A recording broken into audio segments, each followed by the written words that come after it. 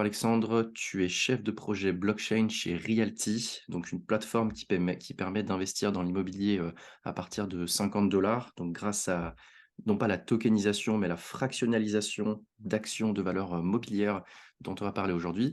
Est-ce que dans un premier temps, voilà, tu pourrais te présenter ton parcours et comment tu as basculé dans l'univers du Web3, s'il te plaît? Bonjour Pierre, merci de me recevoir sur ta chaîne. Donc voilà, ouais, je suis Alexandrea, j'ai 31 ans. Euh, je me suis intéressé à la blockchain et aux crypto-monnaies à l'été 2020, où à l'époque, voilà, j'étais vraiment tout nouveau là-dedans. Ça faisait quand même quelques années qu'un ami me parlait beaucoup de Bitcoin et d'Ethereum. Mais bon, à l'époque, je n'en avais que faire. Et puis, oui, je pense que voilà, cette période un peu de confinement avec le Covid, etc., m'a amené, comme beaucoup de gens, à m'intéresser un peu voilà, à les moyens d'investir autres que les moyens traditionnels. Donc, pendant un an, à la suite de cet été, j'ai vraiment creusé le sujet de la blockchain. J'ai testé des protocoles, j'ai découvert la DeFi, j'ai été très actif avec mes petits moyens. Et puis, euh, et puis un an après, j'étais en vacances. Voilà, ça faisait un an que vraiment j'avais ma routine dans la crypto. J'ai commencé à me dire, voilà, est-ce que j'essaierais pas de rejoindre cet écosystème, puisque finalement, au quotidien, je me passionne pour ça, je teste des choses. Donc, j'ai fait quelques recherches pendant l'été et j'ai découvert que à l'IRA, l'école blockchain proposait des formations et notamment des formations aux professionnels en activité. Parce que bon, à l'époque, je travaillais dans toute autre chose. Et donc, voilà, à la rentrée de 2021, j'ai intégré le programme chef de projet blockchain à Alira. Je me suis formé à distance. Donc, voilà, une super expérience, découverte d'énormément de professionnels au travers des lives d'Alira. Et puis, voilà, une grosse partie théorique sur les fondements de la blockchain, ce qui a trait à la finance, à l'économie, et puis aussi une partie un peu plus technique. Et donc du coup, pendant cette période, voilà, j'ai commencé un peu aussi à chercher ce que je pourrais faire. Et donc du coup, à l'issue du programme, j'ai pu intégrer Realty début 2022 en tant que chef de projet. Donc ce pourquoi je m'étais inscrit chez Alira. Super. Ouais, c'est un peu le parcours récurrent voilà, de la personne qui travaille, qui tombe un petit peu par l'investissement, qui ensuite s'intéresse à la tech. Ça vient s'intégrer à son quotidien et puis de se dire, bah, pourquoi pas sauter le pas. En l'occurrence, voilà, formation chef de projet chez Alira, sur 3 ou 4 mois, qui est assez dense, qui est possible de faire à distance et qui est certifiante à la fin, donc qui permet en fait vraiment de basculer et ensuite de rentrer dans un projet, c'est comme ils disent, un plug and play, pour pouvoir intégrer, voilà, donc là en l'occurrence toi chez Realty. Alors justement avant de rentrer, on va replanter un peu le contexte de Realty, parce que donc l'immobilier, c'est quand même un marché qui est littéralement gigantesque, qui va être drastiquement changé par l'implémentation de solutions blockchain. Alors, il y a plein de manières de le faire. Il y a aussi tout l'aspect régulation qui est vachement importante dont on va discuter. Est-ce que déjà, voilà, tu peux réexpliquer ce que c'est concrètement que Realty, s'il te plaît? Alors, Realty, c'est une société américaine qui a été fondée en 2019 et qui, au tout départ, a mis en place un proof of concept, c'est-à-dire que suite à une décision de justice de la Cour américaine sur un cas, sur un litige, voilà, Realty à la suite de ça a pu tokeniser pour la première fois un bien. Donc, quand je dis tokeniser, tout d'abord, en fait, on fractionnalise une société. Donc, en l'occurrence, à l'époque, c'était une LLC américaine. Donc, on tokenise, enfin, on fractionnalise cette société. Donc, la société est divisée sous forme d'actions. Et quand on parle de tokenisation, en fait, c'est exprimer ces fractions, ces actions sous forme de tokens sur une blockchain. Donc, la blockchain Ethereum et la blockchain Gnosis Chain. Et donc, le principe, c'est que le token holder détient une part de la société qui possède le bien immobilier. Yes. En fait, je pense que ça, c'est Donc, important déjà de bien, être clair là-dessus. On vient mettre un bien immobilier dans une société et on vient, donc on fractionnaliser vient, le bien et on vient tokeniser en fait les parts de société comme un actionnaire, et donc ce n'est pas directement le bien immobilier, qui l'est, donc c'est une façon pour pouvoir le faire. non, Alors effectivement, tout l'intérêt, c'est d'avoir donc ces loyers, le but du jeu, c'est de réussir à faire enfin du locatif pour avoir des loyers, qui rentrent et donc de distribuer, ces rendements aux token holders, du token, Realty, c'est ça? absolument, absolument, à la hauteur de leur part dans la société. Ouais, bah, enfin, du coup, ouais, Et, c'est le et donc voilà, ce qu'il faut bien comprendre, c'est que il y a aucune ou alors très peu de juridictions qui permettent de tokeniser directement un bien immobilier. À l'heure actuelle, ce n'est pas possible d'utiliser ce mécanisme-là. Ouais, parce que du coup, pour clarifier, ces tokens, ce sont des security tokens, et c'est aussi l'explication pourquoi, les sociétés sont aux États-Unis. C'est une législation qui permet de le faire. En France, aujourd'hui, corrige-moi si je me trompe, mais on ne peut pas, tokeniser des parts de société dans lesquelles on va mettre, une foncière quoi, globalement. À ma connaissance, non. Ce n'est pas possible d'utiliser le même mécanisme pour le moment en France ou en Europe. OK. Bah, justement, en fait, là, pour aller directement, en fait, à ce que ça permet de faire, grâce à des tokens qui vont être à partir de 50 en fait, on peut avoir accès à l'immobilier, à des rendements immobiliers, qui peuvent être vachement intéressants parce que, bon, globalement, ça va fluctuer à la grosse, dans une tranche entre 8 et 13 en fonction des biens.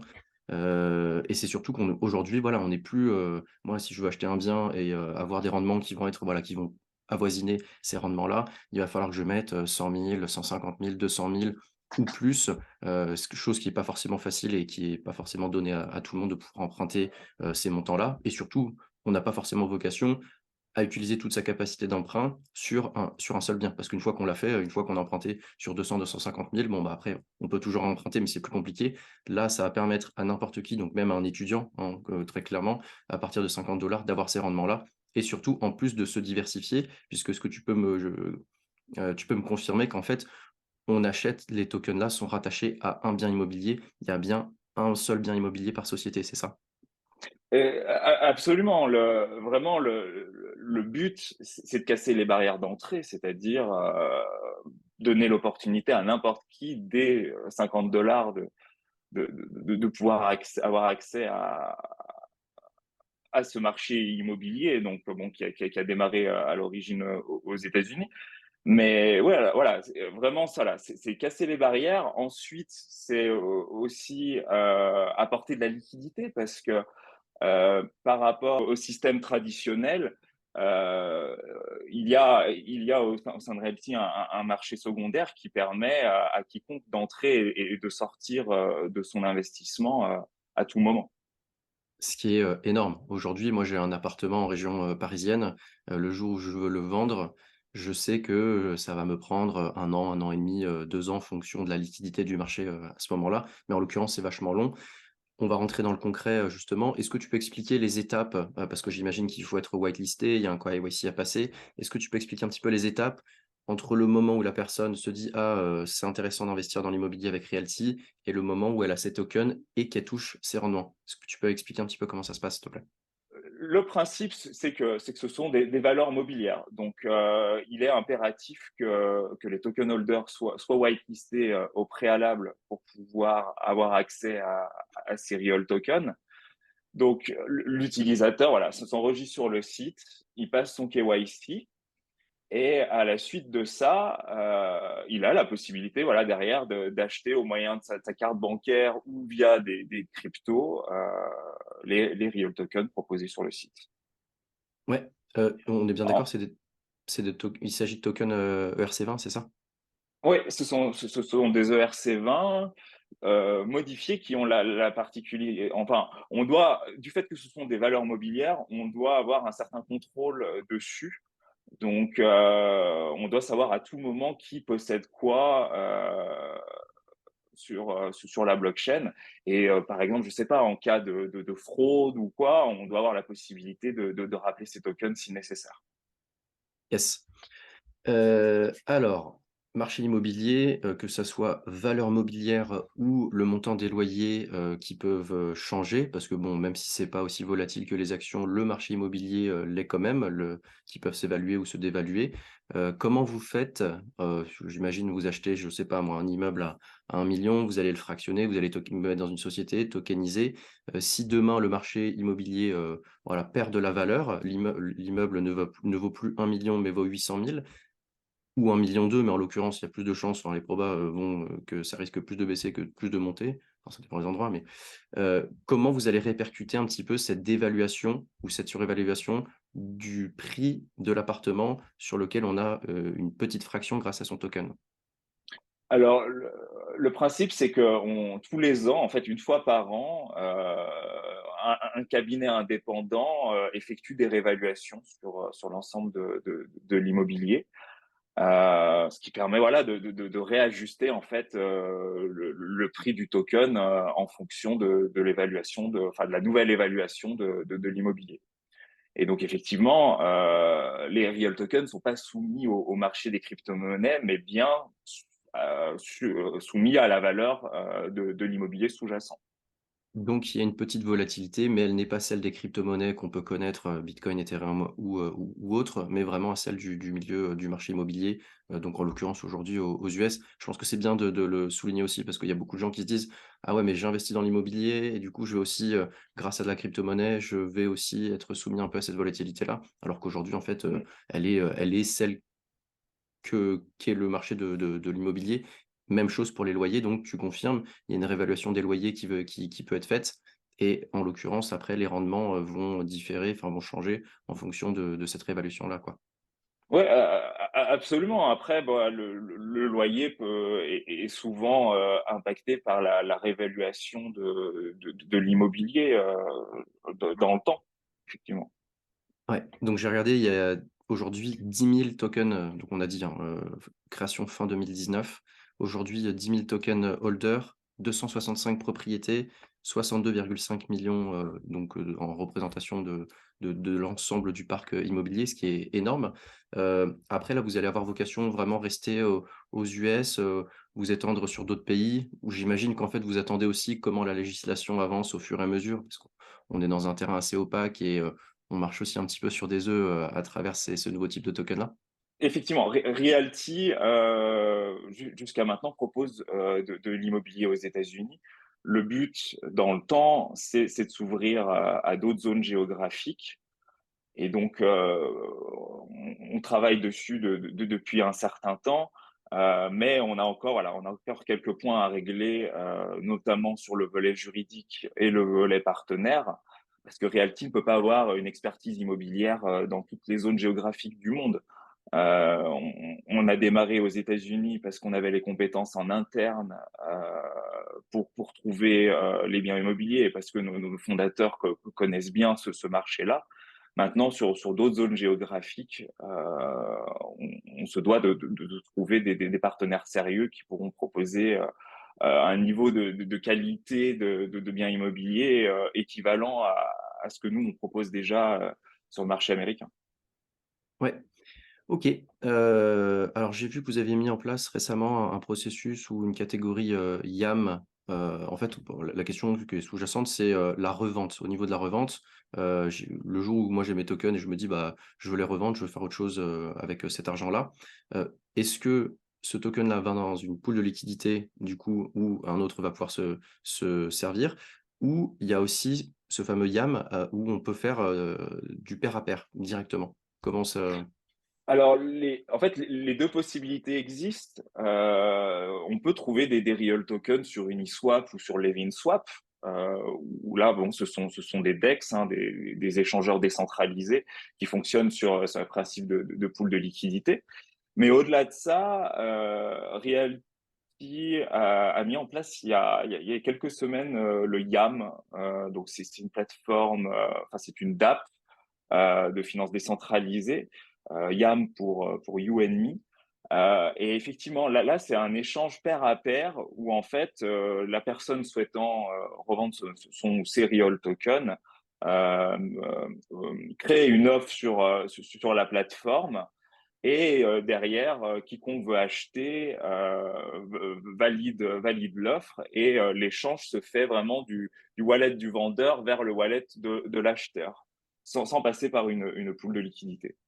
Ouais, et là, pareil, l'acheteur devrait être aussi whitelist pour assurer, Et par la contre, connaissance. absolument, le marché secondaire se limite à toute personne qui sont whitelistées pour la propriété en question.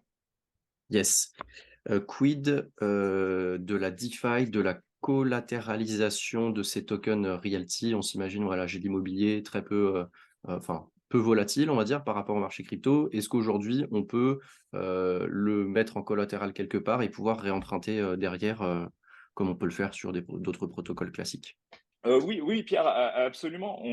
Via la plateforme RMM, les utilisateurs, enfin les token holders, ont la possibilité de déposer leur real token en garantie pour pouvoir emprunter de la liquidité et ainsi derrière faire ce qu'ils souhaitent, racheter de nouveaux real tokens ou bien, je sais pas, faire face à des dépenses du quotidien, par exemple.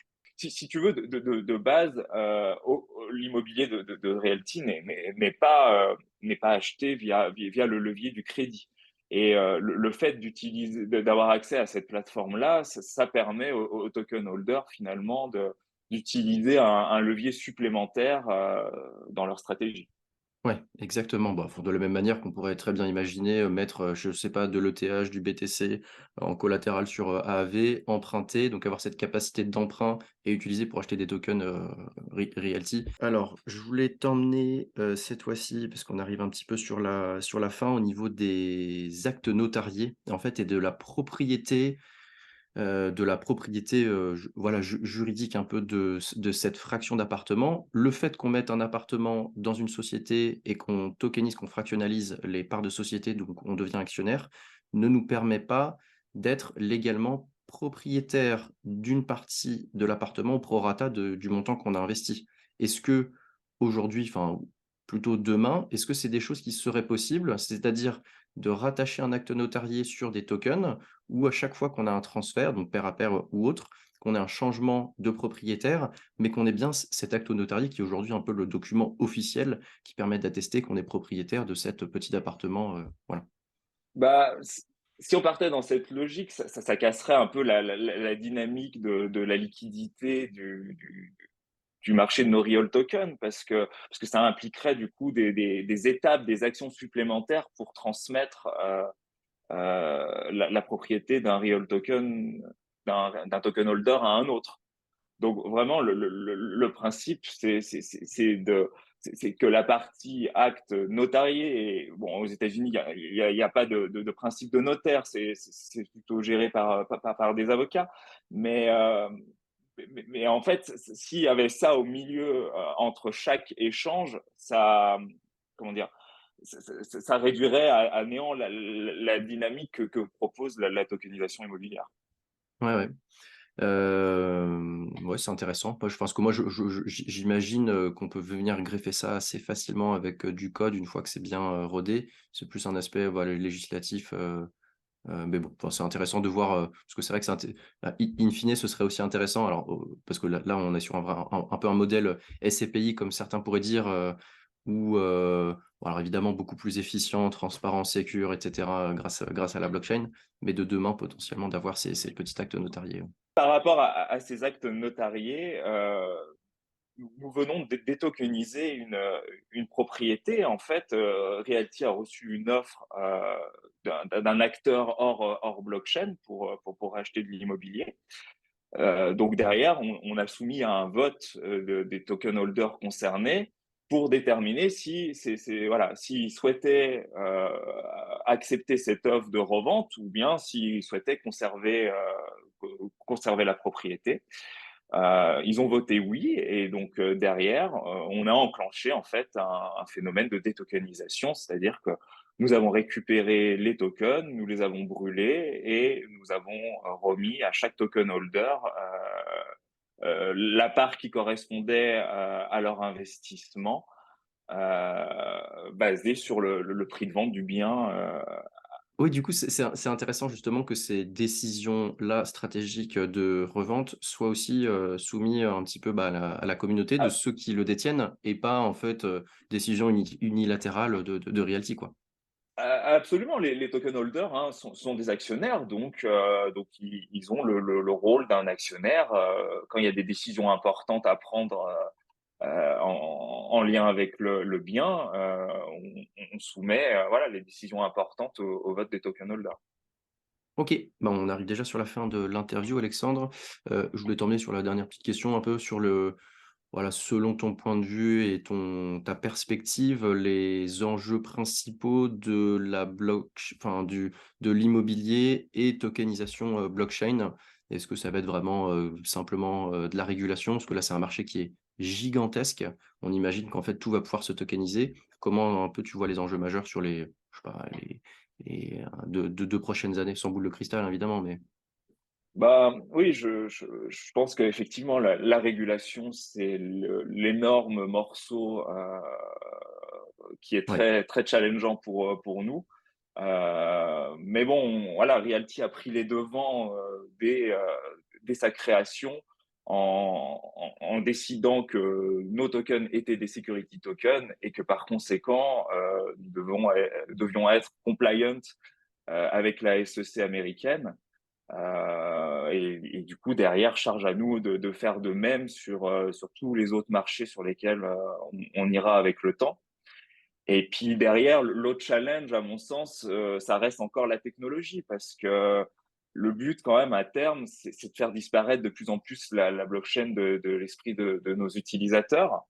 On a lancé des choses à ce niveau-là en 2022. On a mis en place le walletless, qui permet à un token holder de ne pas avoir à gérer ses clés privées, son propre wallet,